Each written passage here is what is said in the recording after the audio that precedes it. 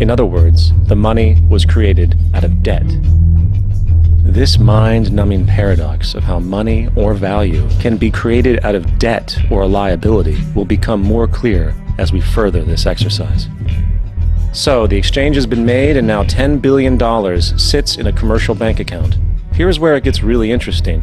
For as based on the fractional reserve practice, that $10 billion deposit instantly becomes part of the bank's reserves, just as all deposits do. And regarding reserve requirements, as stated in modern money mechanics, a bank must maintain legally required reserves equal to a prescribed percentage of its deposits. It then quantifies this by stating, under current regulations, the reserve requirement against most transaction accounts is 10%. This means that with a $10 billion deposit, 10% or $1 billion is held as the required reserve, while the other $9 billion is considered an excessive reserve and can be used as the basis for new loans. Now, it is logical to assume that this $9 billion is literally coming out of the existing $10 billion deposit. However, this is actually not the case. What really happens is that the $9 billion is simply created out of thin air on top of the existing $10 billion deposit. This is how the money supply is expanded. As stated in modern money mechanics, of course they, the banks, do not really pay out loans from the money they receive as deposits. If they did this, no additional money would be created. What they do when they make loans is to accept promissory notes, loan contracts, in exchange for credits, money, to the borrower's transaction accounts. In other words, the $9 billion can be created out of nothing simply because there is a demand for such a loan and that there is a $10 billion deposit to satisfy the reserve requirements. Now, let's assume that somebody walks into this bank and borrows the newly available $9 billion. They will then most likely take that money and deposit it into their own bank account. The process then repeats, for that deposit becomes part of the bank's reserves. 10% is isolated, and in turn 90% of the $9 billion, or $8.1 billion, is now available as newly created money for more loans. And of course, that 8.1 can be loaned out and redeposited, creating an additional 7.2 billion, to 6.5 billion, to 5.9 billion, etc. This deposit money creation loan cycle can technically go on to infinity. The average mathematical result is that about $90 billion can be created on top of the original $10 billion. In other words, for every deposit that ever occurs in the banking system, about 9 times that amount can be created out of thin air. Now that we understand how money is created by this fractional reserve banking system, a logical yet elusive question might come to mind. What is actually giving this newly created money value? The answer? The money that already exists. The new money essentially steals value from the existing money supply. For the total pool of money is being increased irrespective to demand for goods and services. And as supply and demand finds equilibrium, prices rise, diminishing the purchasing power of each individual dollar. This is generally referred to as inflation, and inflation is essentially a hidden tax on the public. What is the advice that you generally get? And that is inflate the currency. They don't say debase the currency. They don't say devalue the currency. They don't say cheat the people who are saved. They say lower the interest rates. The real deception is when we distort the value of money. When we create money out of thin air, we have no savings, and yet there's so-called capital. So my question boils down to this: how in the world can we expect to solve the problems of inflation, that is, the increase in the supply of money, with more inflation? Of course, it can't. The fractional reserve system of monetary expansion is inherently inflationary. For the act of expanding the money supply without there being a proportional expansion of goods and services in the economy will always debase a currency. In fact, a quick glance at the historical values of the US dollar versus the money supply reflects this point definitively, for the inverse relationship is obvious. $1 in 1913 required $21.60 in 2007 to match value. That is a 96% devaluation since the Federal Reserve came into existence. Now, if this reality of inherent and perpetual inflation seems absurd and economically self-defeating, hold that thought, for absurdity is an understatement in regard to how our financial system really operates. For in our financial system, money is debt, and debt is money. Here is a chart of the U.S. money supply from 1950 to 2006. Here is a chart of the U.S. national debt for the same period.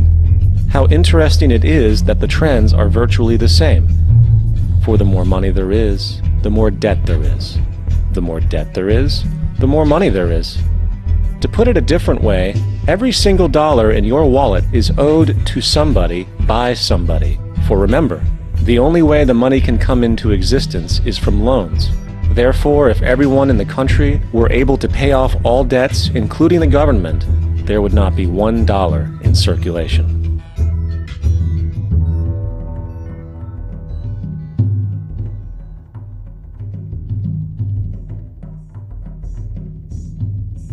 As dysfunctional and backwards as all of this might seem, there is still one thing we have omitted from this equation.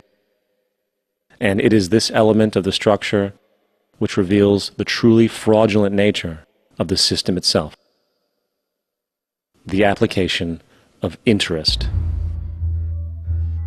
When the government borrows money from the Fed, or when a person borrows money from a bank, it almost always has to be paid back with accrued interest. In other words, almost every single dollar that exists must be eventually returned to a bank with interest paid as well.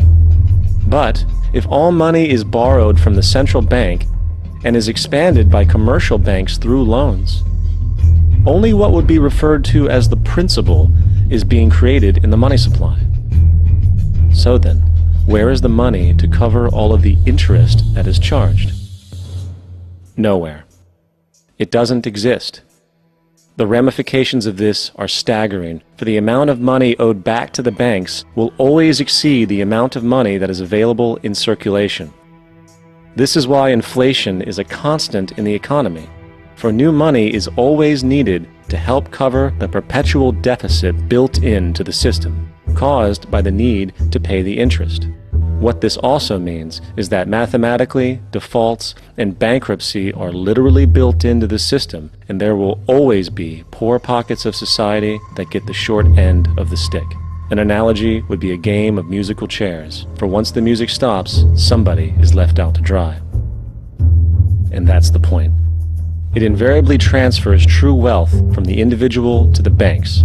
For if you are unable to pay for your mortgage, they will take your property. This is particularly enraging when you realize that not only is such a default inevitable due to the fractional reserve practice, but also because of the fact that the money that the bank loaned to you didn't even legally exist in the first.